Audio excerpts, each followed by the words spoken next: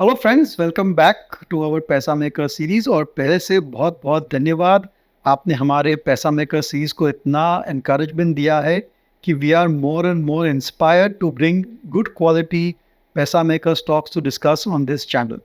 आज की जो कंपनी है बहुत ही यूनिक कंपनी है।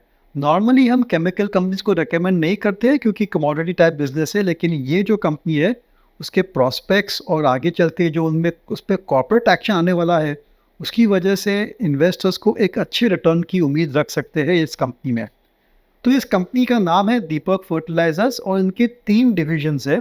Technical ammonium nitrate, industrial chemical यानी कि नाइट्रिक एसिड बनाती है और आईपीए करके केमिकल बनाती है, और तीसरा डिवीजन वो है वो फर्टिलाइजर डिवीजन है। तो वो जो टेक्निकल अमोनियम नाइट्रेट जो उसका सबसे बड़ा डिवीजन है उसकी main application goes into explosives. और मैनेजमेंट ने हाल ही में डिसाइड किया है कि ये जो माइनिंग केमिकल्स का बिजनेस है that they are going to demerge and list as a separate company called Deepak mining. तो ये इम्पोर्टेंट क्यों है? क्योंकि अगर आप देखेंगे मार्केट में जो दो एक्सप्लोजिव्स कंपनी है, प्रीमियर एक्सप्लोजिव्स और सोलर इंडस्ट्रीज, इसकी वैल्यूएशन बहुत ही ज़्यादा है, 70-80 टाइम्स ट्रेलिंग 12 मंथ अर्निंग्स पर शेयर। तो मेरे ख्याल से जब Deepak mining standalone mining chemical company के हिसाब से लिस्ट होगी तो इसकी जो पी मल्टीपल है वो भी बहुत ही बढ़िया मार्केट देगी पी मल्टीपल। तो ये जो अगर आप आज दीपक फर्टिलाइजर के शेयर होल्डर हो तो आपको ये दीपक माइनिंग के शेयर्स फ्री ऑफ कॉस्ट मिलेंगे जो डीमर्ज हो जाएगा, और इसकी वैल्यूएशन बहुत ही अच्छी मिल सकती है। तो ये एक वैल्यू अनलॉकिंग की अपॉर्चुनिटी है, एक स्पेशल सिचुएशन है जहाँ पर आपको वैल्यू अनलॉकिंग मिल सकता है इन दीपक फर्टिलाइजर। तो ये हो गया माइनिंग केमिकल बिजनेस जिसकी ग्रोथ बहुत ही बढ़िया है क्योंकि इंडिया में माइनिंग की एक्टिविटी बढ़ने वाली है। We require coal, we require iron ore and all other minerals, जिसकी वजह से जो टेक्निकल अमोनियम नाइट्रेट है उसकी डिमांड अच्छी रहेगी। लास्ट क्वार्टर में यू विल बी सरप्राइज कि इसकी वॉल्यूम ग्रोथ 23% थी। दूसरा जो बिजनेस है उसका वो है इंडस्ट्रियल केमिकल्स बिजनेस, जहाँ पर ये कंपनी धीरे धीरे वैल्यू एडेड प्रोडक्ट्स लॉन्च कर रही है। और जो नाइट्रिक एसिड बनाती है, India largest nitric acid manufacturing company, और इसकी application is there in pharmaceuticals, FMCG products, other industrial chemicals, और बहुत सारे एप्लीकेशंस है और ग्लोबल साइज कैपेसिटी है वहाँ पर।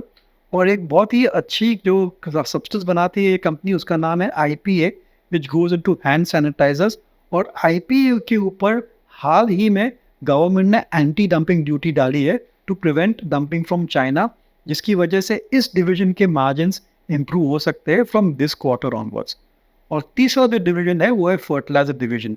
और जैसे आप जानते हैं कि फर्टिलाइजर्स एग्रोकेमिकल्स पर हमारा व्यू पॉजिटिव है because of very good monsoon. तो ये जो फर्टिलाइजर डिवीजन है वो बहुत ही अच्छे और बढ़िया वैल्यू एडेड फर्टिलाइजर्स मैन्युफैक्चर करती है और उनका खुद ब्रांडेड प्रोडक्ट्स में हिसाब से बेचती है। तो इस कंपनी के भी, इस डिवीजन के भी प्रॉस्पेक्ट्स बहुत ही अच्छे रह सकते हैं because of very good monsoon. तो जैसे मैंने समझा कि तीन डिवीजन है, तीन डिवीजन के प्रॉस्पेक्ट्स अच्छे हैं, जिसकी वजह से मेरे ख्याल से अगले 2-3 क्वार्टर्स या एक साल में ये कंपनी के नतीजे अच्छे आ सकते हैं। तो आज का Paisa maker stock is Deepak fertilisers. तो जैसे मैंने कहा इसमें जो सबसे बड़ी अट्रैक्शन वो है that is the demerger of Deepak fertilisers from Deepak mining. और जब भी दो कंपनी अलग से ट्रेड होती है तो थोड़ा सा बेनिफिट मिल जाता है शेयर होल्डर्स को। मेरे ख्याल से यहाँ पर अच्छा बेनिफिट मिलेगा दीपक फर्टिलाइजर्स के शेयर होल्डर्स का। और ये कंपनी करीबन 1980 से ऑपरेशनल है, मैंने बहुत ही जो पुरानी कंपनी है और कई सारे अप्स एंड डाउन्स देखे हैं। लेकिन मैनेजमेंट का एंडेवर यही रहा है कि to move up the value chain, reduce the concentration into commodity chemicals and increase the concentration of value added chemicals, जहाँ पर मार्जिन अच्छे मिल सकते हैं और क्लाइंट स्टिकीनेस अच्छी रहती है।